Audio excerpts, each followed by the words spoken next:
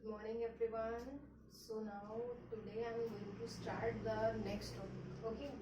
So this is, as you know, your next chapter. ये है आपका चैप्टर नंबर 2, जो आपकी सेकेंड यूनिट है उसका चैप्टर 2 है.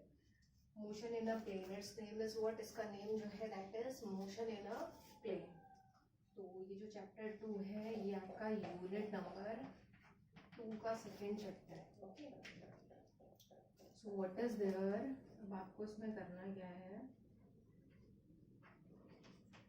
तो इसमें जो टॉपिक आपका चल रहा था, जो मैंने आपको बताया था, उन टॉपिक्स में आपने स्टार्ट किया था सबसे पहले नीड ऑफ अ वेक्टर के. एक्चुअली जो एक वेक्टर होता है उसकी नीड क्या है, वेक्टर की क्या रिक्वायरमेंट है. तो आपको पता है कि vector in the sense, vector क्या होते हैं.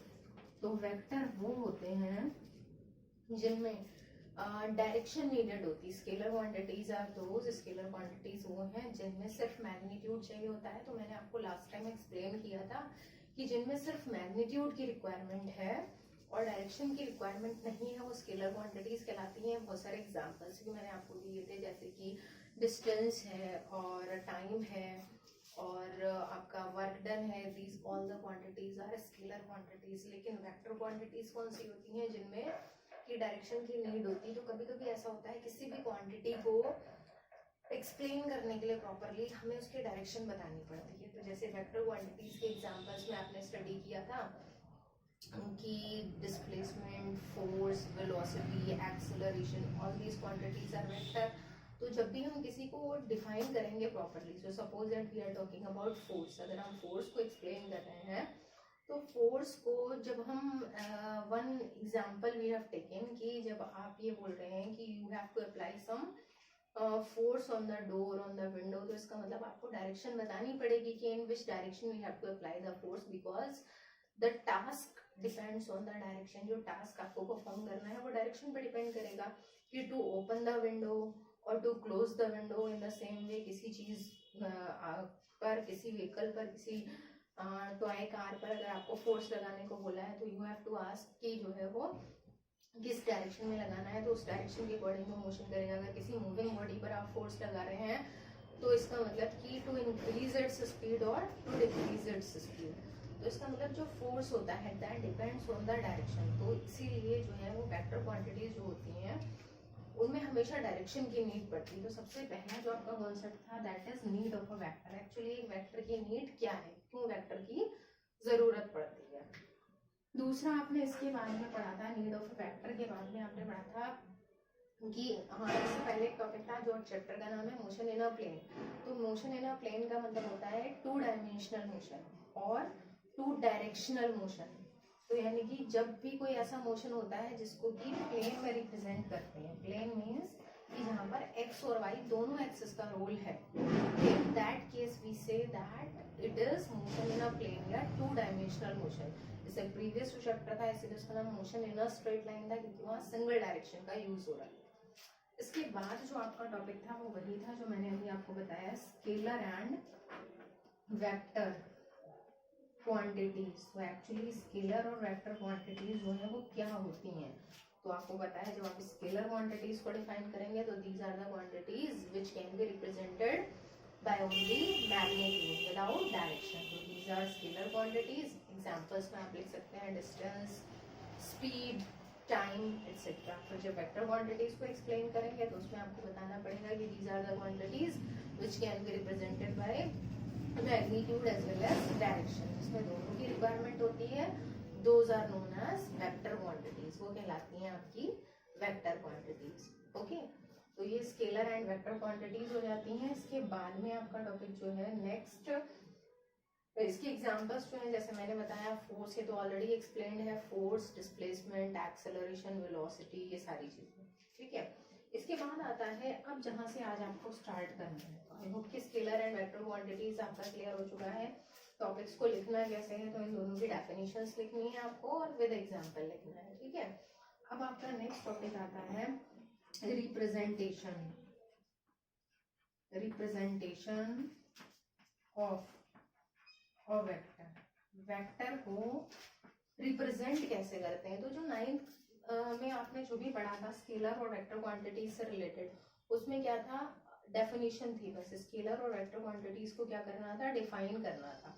लेकिन यहाँ पर आपको क्या करना है, स्केलर वेक्टर क्वांटिटीज को दिखाना पड़ेगा, शो करना पड़ेगा, रिप्रेजेंट करना पड़ेगा। ओके, तो रिप्रेजेंटेशन जो होता है स्केलर एंड वेक्टर क्वांटिटीज का, उसको कैसे करते हैं, तो उसके लिए जो आपके पास मेथड है, तो उसमें हमेशा जो वेक्टर क्वांटिटीज होती हैं उनके ऊपर एक एरो लगाकर रिप्रेजेंट किया जाता है। ओके,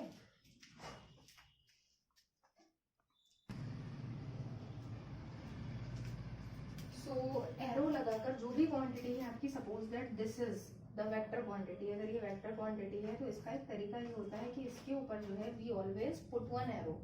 ये जो एरो होता है ये क्या रिप्रेजेंट करता है, तो एरो की जो लेंथ होती है that represents the magnitude of the given vector quantity। क्योंकि आपको पता है जो वेक्टर क्वांटिटीज हैं उनके लिए दो चीजों की रिक्वायरमेंट है, एक तो मैग्नीट्यूड और दूसरा डायरेक्शन। तो एरो की जो लेंथ है, एरो किस सेंस में लगाया जाता था कि एरो की जो लेंथ है that will represent the magnitude of the quantity, और जो एरो की डायरेक्शन है, जो एरो हेड है, वो क्या शो करेगा, arrow head will show the direction of that quantity. तो क्योंकि वेक्टर क्वांटिटी है तो उसके पास मैग्नीट्यूड और डायरेक्शन दोनों है, तो सबसे पहले जो भी वेक्टर क्वांटिटी है उसके ऊपर हमेशा एरो लगाया जाता है उसको रिप्रेजेंट करने के लिए, और उस एरो की जो लेंथ होती है वो शो करती है मैग्नीट्यूड, और उसका जो एरो हेड होता है that will show direction. Okay, तो ये तरीका जो है, ये तरीका होता है किसी भी वेक्टर को रिप्रेजेंट करने का। अब इसके बाद नेक्स्ट जो आता है वो है आपका टॉपिक टाइप्स। जो वेक्टर होते हैं वो कितने टाइप्स के होते हैं, टाइप्स ऑफ वेक्टर्स। ठीक है, तो वेक्टर्स के टाइप्स अब यहाँ बहुत सारे हैं, और उन टाइप्स में आपको क्या करना है, उन टाइप्स में आपको नोट डाउन करते जाना है, क्योंकि definition I will tell you but you have to write it yourself. ठीक है, हम बोर्ड पे, it is not possible to write on the board, तो मैं एक एक करके सबको जो है वो एक्सप्लेन कर देती हूँ। सबसे पहले आता है यहाँ पर टाइप्स ऑफ वेक्टर में इक्वल वेक्टर्स। इक्वल वेक्टर्स, तो इक्वल वेक्टर्स का मतलब क्या होता है, तो ऐसे यहाँ पर हमेशा जो वेक्टर्स हैं वो कंपेयर करके लिए हैं। जैसे इक्वल वेक्टर्स में if we compare the two vectors, अगर हम दो वेक्टर्स को कंपेयर करें लाइक दिस, ओके, तो इक्वल वेक्टर्स का मतलब ऐसे कोई भी दो वेक्टर्स जिनकी डायरेक्शन भी सेम होना चाहिए, पैरेलल हो एक दूसरे के, सेम डायरेक्शन हो, और उनका मैग्नीट्यूड भी कैसा होना चाहिए, same. This is the most important condition related to equal vectors. तो यहाँ आपको डिफाइन कैसे करना है, आपको डेफिनेशन बतानी है कि if the two vectors have same magnitude and same direction then these are called equal vectors. Okay, for example, आपको एग्जाम्पल भी इसका देना पड़ेगा, तो एग्जाम्पल में आप इस तरीके से you will make the diagram. तो इसमें आप देख रहे हैं दोनों जो एरोज हैं उन एरोज में एरो हेड सेम डायरेक्शन में है और दोनों की लेंथ भी सेम है। ओके, तो ये आपका फर्स्ट टाइप का वेक्टर हो गया। दूसरा आता है आपका इसका opposite, negative, negative of a vector. Okay, तो नेगेटिव ऑफ अ वेक्टर जो है वो इक्वल वेक्टर्स का अपोजिट है। ओके, तो नेगेटिव ऑफ अ वेक्टर का मतलब कि ऐसा वेक्टर जिसका मैग्नीट्यूड तो गिवन वेक्टर के जैसा है, it is just like this, ये ऐसा होगा। ये वेक्टर ए आपका, यहाँ भी आप ऐसे ही कर दीजिएगा, इसको वेक्टर ए और इसको वेक्टर बी लिख देंगे। These are the two different vectors और इनको कंपेयर कर रहे हैं। ऐसे ही जब हम ये वाला एक्सप्लेन करेंगे तो उसमें we will make the diagram like this. तो उसमें हमें क्या करना है, ये जो वेक्टर ए और वेक्टर बी है बोथ हैव सेम मैग्नीट्यूड्स, दोनों की लेंथ आपको सेम दिखाई दे रही है, लेकिन क्या है कि जो वेक्टर ए है उसकी डायरेक्शन वेक्टर बी के अपोजिट है, या फिर वेक्टर बी की जो डायरेक्शन है that is opposite to vector A. Okay, तो अगर ये वाली कंडीशन मिलती है तो देन वेक्टर बी जो अपोजिट डायरेक्शन में, क्योंकि जो एक्सेस चार्ट है उसके हिसाब से हम जो लेफ्ट वाली डायरेक्शन है उसको नेगेटिव ट्रीट करते हैं, तो उसके अकॉर्डिंग हम ये बताएंगे कि here vector B is negative of the vector A. तो अब हम ऐसे करके इसको लिख भी सकते हैं। सबसे पहले तो आप इसको डिफाइन करेंगे, नेगेटिव ऑफ अ वेक्टर क्या होता है। उस कंडीशन में आप ये बताएंगे कि if the two vectors have same magnitude but opposite direction then one vector is called the negative of the other vector. Okay, this will be the definition. फिर आप फॉर एग्जाम्पल आपको ये बनाना होगा दिस वन डायग्राम, ये वाला diagram बनाएंगे और इसमें आप लिख देंगे कि हर vector B is the negative of vector A, और फिर आप क्या करेंगे, इसको इस तरीके से लिख भी सकते हैं, ये वेक्टर बी है तो ये क्या है, वेक्टर ए का नेगेटिव वेक्टर है, तो B is equal to A. B किस कंडीशन में, ए के इक्वल होगा, मैग्नीट्यूड में तो इक्वल है लेकिन डायरेक्शन में अपोजिट है, तो इसलिए यहाँ पर हमने बनाया है माइनस का साइन। ओके, तो इस तरह से आप जो है वो शो कर सकते हैं नेगेटिव ऑफ वेक्टर को। तो बहुत सारे इसके टाइप्स हैं, थर्ड टाइप की तरफ आ रहे हैं। तो थर्ड टाइप जो है वो कहलाता है आपका फिक्स्ड वेक्टर, फिक्स्ड वेक्टर या फिक्स्ड वेक्टर्स। तो फिक्स्ड वेक्टर और हर कोई एक दूसरे का मोस्टली अपोजिट ही मिलेगा आपको। तो यहाँ फिक्स्ड वेक्टर और दूसरा टाइप जो इसके बाद आपको मिलेगा दैट इज व्हाट, दूसरा टाइप आपको मिलेगा free, free vectors, fixed vectors और फ्री। तो फिक्स्ड और फ्री भी एक दूसरे का अपोजिट है, जैसे कि इक्वल और नेगेटिव एक दूसरे के अपोजिट है। फिक्स्ड वेक्टर कौन से होते हैं, वो वेक्टर जो ओरिजिन से स्टार्ट हो रहे हैं और उनका जो स्टार्टिंग पॉइंट है that is fixed to one place. जैसे कि आपने पढ़ा होगा पोजीशन वेक्टर के बारे में, या फिर डिस्टेंस के सॉरी डिस्प्लेसमेंट, तो डिफरेंट चीज हो गई। पोजीशन वेक्टर की अगर हम बात करें तो पोजीशन वेक्टर का मतलब ये होता है कि we are drawing one diagram in X Y plane. तो अगर कोई बॉडी जो है वो ओरिजिन से स्टार्ट कर रही है अपना मोशन 0 पॉइंट से, तो एक बॉडी का ग्राफ जो है वो इस तरीके का बनाया गया है, इसके मोशन का ग्राफ इस तरीके का है, यानी कि ये 0 से स्टार्ट कर रही है और फिर आगे मूव कर रही है। इसी तरह से दूसरी बॉडी जो है वो भी 0 से स्टार्ट कर रही है और इस डायरेक्शन में जा रही है, ठीक है। तो वो सारे मोशन जो 0 से स्टार्ट होते हैं, तो उनके लिए जो उनका स्टार्टिंग पॉइंट है, जो उनकी स्टार्टिंग पोजिशन है दैट इज व्हाट 0। तो इसमें हम बता सकते हैं कि पोजीशन वेक्टर, इसमें कोई एग्जांपल देकर नहीं बताना है या सीधे ये बता देना है कि position vector is a fixed vector, और फॉर एग्जांपल यहाँ से दिखा दें।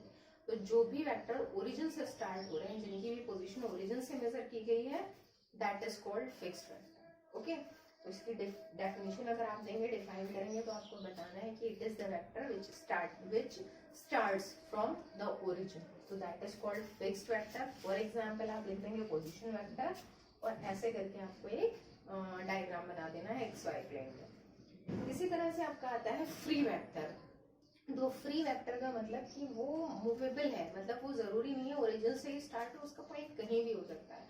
तो जैसे कि आपने पढ़ा है डिस्प्लेसमेंट के बारे में, डिस्प्लेसमेंट, तो डिस्प्लेसमेंट जो है वो जब हम मेजर करते हैं तो that depends on initial and final point. वो ये मैटर नहीं करता है कि 0 से ही स्टार्ट हो मोशन। डिस्टेंस जब हम मेजर करना स्टार्ट करते हैं तो डिस्टेंस में तो हम देखते हैं कि बॉडी ने स्टार्ट कहाँ से चलना स्टार्ट कहाँ से किया है, 0 से चलना स्टार्ट किया, फिर जैसे जैसे आगे बढ़ती गई वो सारा हम प्लस करते गए। डिस्प्लेसमेंट ये मैटर करता है कि इनिशियल और फाइनल पॉइंट्स कहाँ है और उन दोनों के बीच की जो डिस्प्लेसमेंट, उन दोनों के बीच का जो शॉर्टेस्ट डिस्टेंस है दैट इज डिस्प्लेसमेंट। जैसे मान लीजिए कि एक बॉडी का जो है वो वेक्टर ये ड्रॉ किया गया, दूसरी बॉडी का वेक्टर इस डायरेक्शन में ये ड्रॉ किया गया। ओके, तो इनके बीच में अब हमने ये शो किया दिस वन, तो it is called the difference between these two vectors. इन दोनों के बीच का जो डिफरेंस है, तो यहाँ पर जब हम किसी भी चीज को ग्राफ से रिप्रेजेंट करते हैं, तो ग्राफ से रिप्रेजेंट जो मोशन होता है वो जो हम प्रैक्टिकली एक्सप्लेन करते हैं उससे थोड़ा सा डिफरेंट होता है। तो पोजीशन वेक्टर को हमेशा हम ओरिजिन से स्टार्ट करके बनाते हैं, और इस ग्राफ में जब हम डिस्प्लेसमेंट वेक्टर को शो करते हैं तो वो यहाँ से यहाँ होता है, ये इनिशियल पॉइंट ये फाइनल पॉइंट, इन दोनों के बीच का शॉर्टेस्ट पाथ। ओके, तो आप यहाँ पर फ्री वेक्टर को एक्सप्लेन करेंगे कि this vector has no fixed initial point, it is not compulsory that it will be started from origin. ऐसा कुछ जरूरी नहीं है कि ओरिजिन से ही स्टार्ट हो। तो फॉर एग्जाम्पल, इसके एग्जाम्पल में आप बता देंगे डिस्प्लेसमेंट वेक्टर, और ऐसा एक डायग्राम आप बना देंगे तो डिस्प्लेसमेंट जो है that will be B A या फिर ए बी जो भी होगा that will be displacement vector. Okay, तो ये आपका equal vector, negative, fixed, free, इसको नोट डाउन करिए। That then I will write down the next types. Total आपके 8 टाइप्स है, नोटेड डाउन।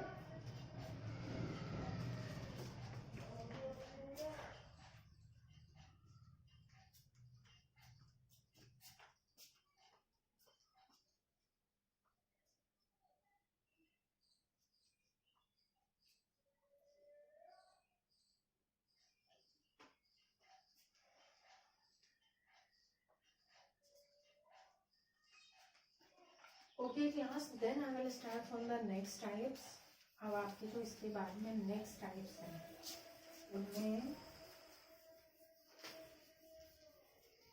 उनमें आपको क्या करना है। नेक्स्ट टाइप 4 के बाद 5th नंबर आता है modulus. Modulus of a vector, this is an important type of vector, ये एक इम्पॉर्टेंट टाइप है।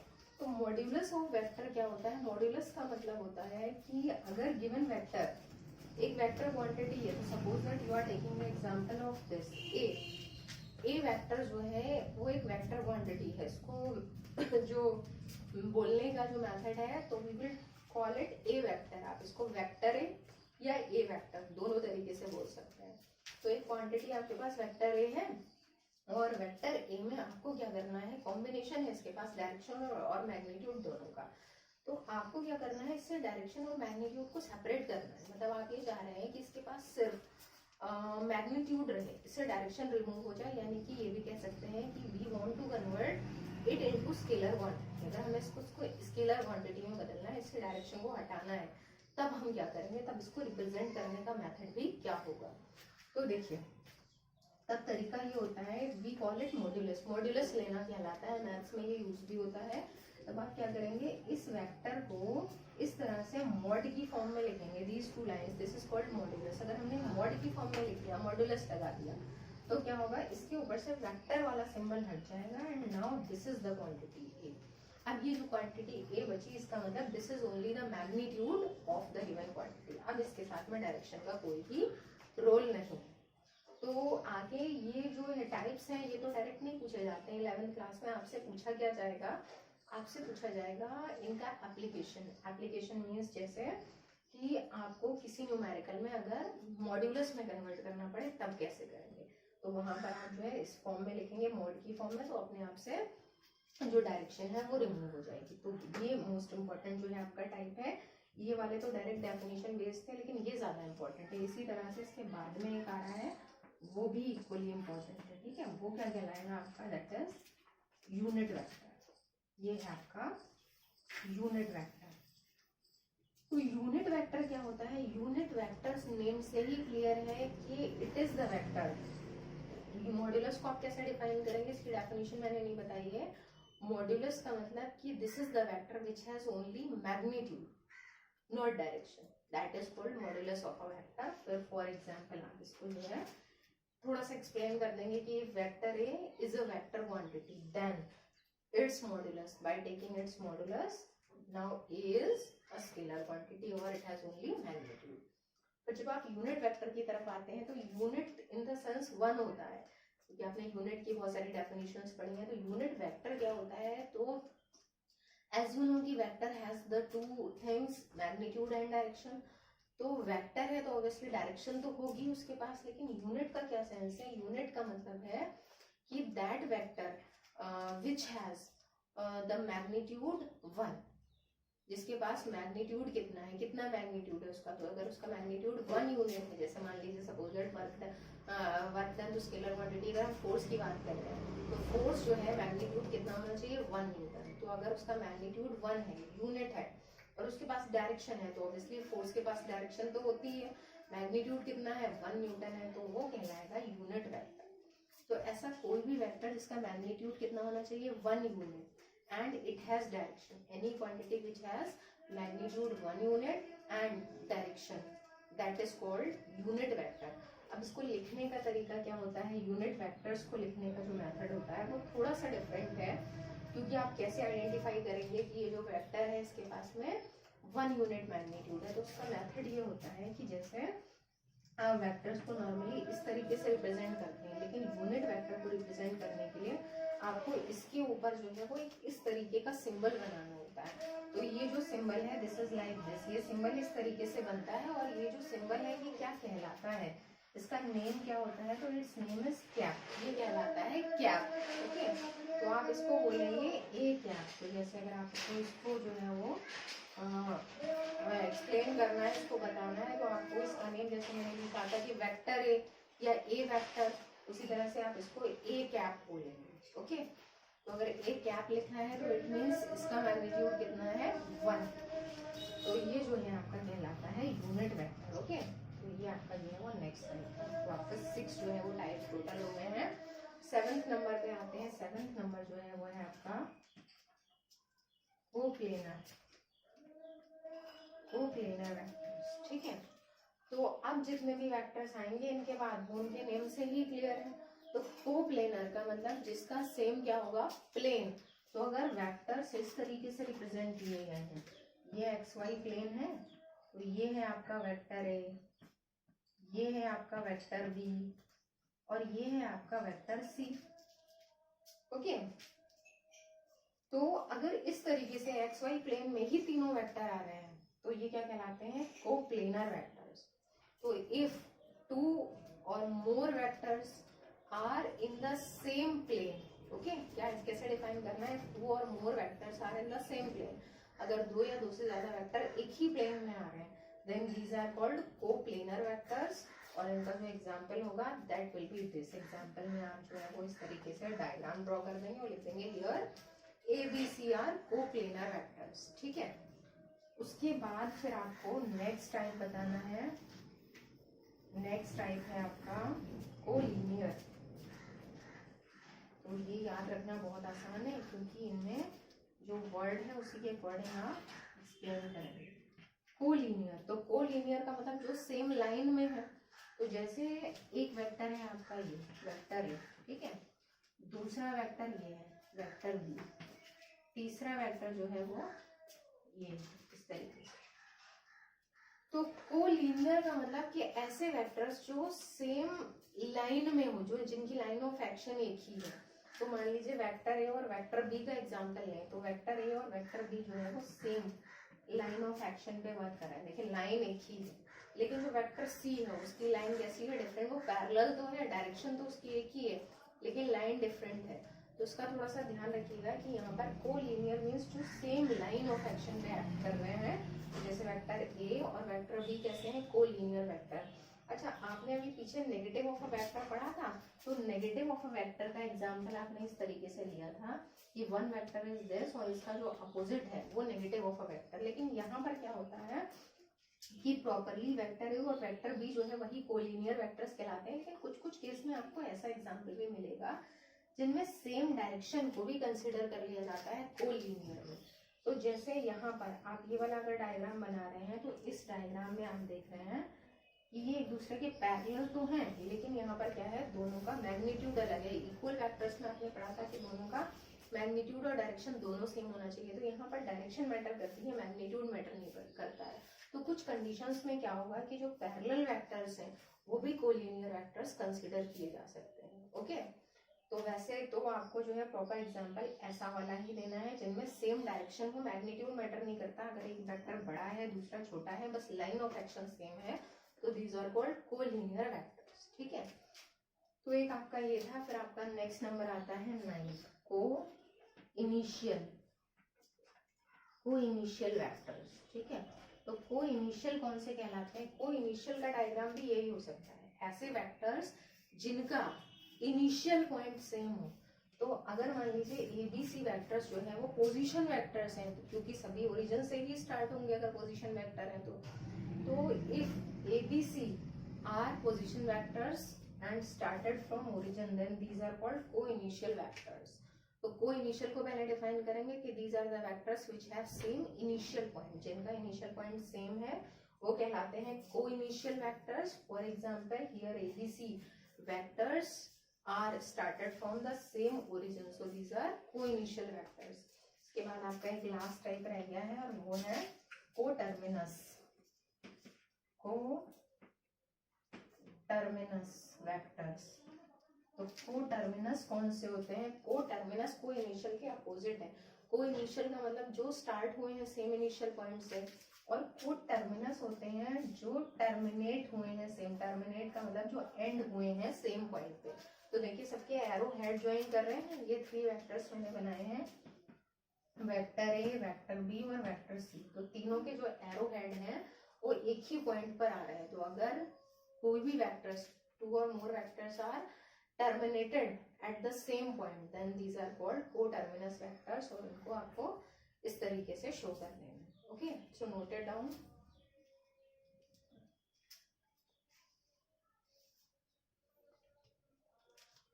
Then after this I have to start the next topic.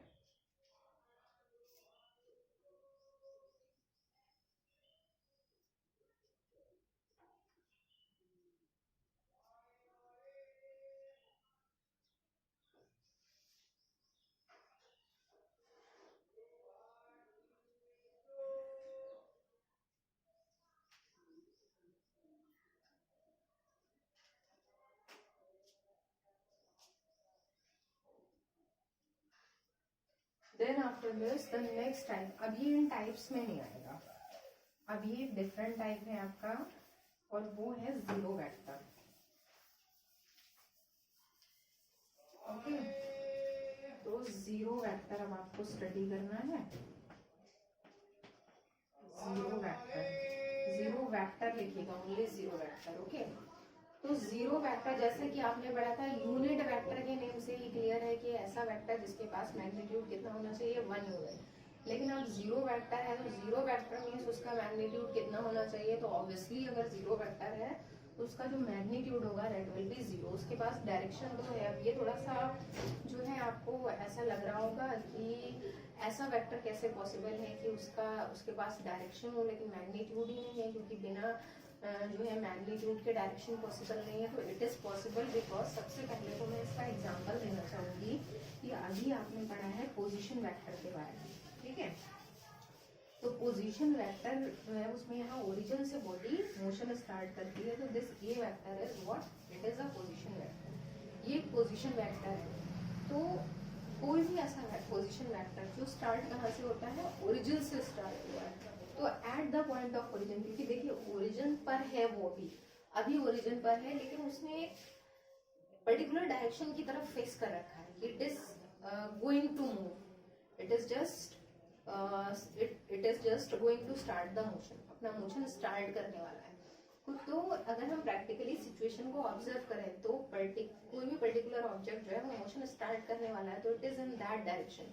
उसका जो फेस है it is in that direction. तो उस कंडीशन में direction तो है, because motion is going to start, motion start होने वाला है, डायरेक्शन है, लेकिन मोशन स्टार्ट नहीं हुआ है, उसकी वजह से मैग्नीट्यूड कैसा है, जीरो. तो at the point of origin position vector is called zero vector. इस कंडीशन में पोजीशन वेक्टर क्या कहलाएगा, जीरो वेक्टर कहलाएगा. इसी तरह से वेलोसिटी वेक्टर जो है it is also possible zero. Velocity vector जो है वो किस कंडीशन में जीरो वेक्टर पॉसिबल है, तो वेलोसिटी वेक्टर में आपने पढ़ा है कि जैसे डिस्प्लेसमेंट है, डिस्प्लेसमेंट को स्टडी कर रखा है आपने, कि डिस्प्लेसमेंट में अगर जो बॉडी है it returns back to its initial point, इसका मतलब कि वो चली थी पहले, चलने के बाद वो किसी पर्टिकुलर पॉइंट तक गई और वहां जाने के बाद में दोबारा वो लौटकर कहाँ पर आ गई, वहीं जहां से उसने मोशन स्टार्ट किया था. तो बॉडी ने जो है वो यहाँ से मोशन स्टार्ट किया था, suppose that it is A point, it is B point. इस डायरेक्शन में चलने के बाद वो वापस जो है वो ए पॉइंट पर आ जाती है. तो ऐसा नहीं है कि इसके पास डायरेक्शन नहीं थी, क्योंकि जब इसने मोशन किया डायरेक्शन का तो रोल था, तभी हम जीरो आंसर पर पहुंच पाए हैं. क्योंकि suppose that it has covered +5 metre, अगर इसने +5 मीटर को कवर किया, वापस आई तो फिर से 5 था लेकिन माइनस साइन के साथ था, तो it proves that it has direction. इसका मतलब इसके पास में डायरेक्शन है. तो +5 और -5 को जब हमने ऐड किया तो we get an answer zero vector. तो इस कंडीशन में जीरो जीरो नहीं होगा. ये बहुत मोस्ट इंपॉर्टेंट एप्लीकेशन है कि जब हम वेक्टर्स को ऐड करते हैं, सब्ट्रैक्ट करते हैं, मल्टीप्लाई करते हैं या डिवाइड करते हैं, तो वो नॉर्मली जो क्वांटिटीज होती हैं स्केलर, जो नंबर्स होते हैं उनकी तरह ना तो वो ऐड होते हैं, ना सब्ट्रैक्ट होते हैं, और ना ही मल्टीप्लाई और डिवाइड होते हैं. उनका एक डिफरेंट सेपरेट मेथड होता है. तो याद रखिएगा, कभी भी हम अगर ऐसा कर रहे हैं कि एक वेक्टर जो कितनी भी मैग्नीट्यूड या डायरेक्शन का है उसको दूसरे वेक्टर से माइनस कर रहे हैं, वो भी सेम मैग्नीट्यूड का है, तो जब ये माइनस होंगे तो जो आंसर मिलेगा that is not only zero, वो आंसर आपको मिलेगा जीरो वेक्टर. ओके, तो डिस्प्लेसमेंट का आंसर आपने देखा कि if the body returns back to its initial point then displacement vector is called zero vector. और इसी कंडीशन में वेलोसिटी वेक्टर भी जीरो वेक्टर कहलाता है.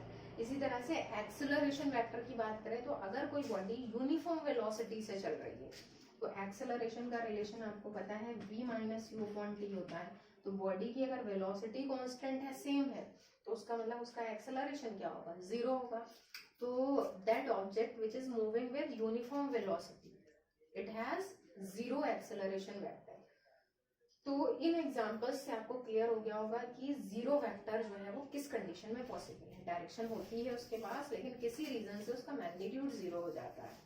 तो 0 वेक्टर को जब आप एक्सप्लेन करेंगे तो आप बताएंगे कि this is the vector which has 0 magnitude but it has direction. This is the vector which has direction but 0 magnitude is called 0 vector. For example, उसमें आपको एग्जाम्पल्स बताने हैं, यही लिखने हैं आपको। तो आप बोलेंगे कि position vector at the point of origin is 0 vector, and if the body returns back to initial point then displacement vector is 0 vector, and if a body is moving with uniform velocity then it has 0 acceleration vector। तो आज का जो आपका work था वो यही सारे types of vector थे।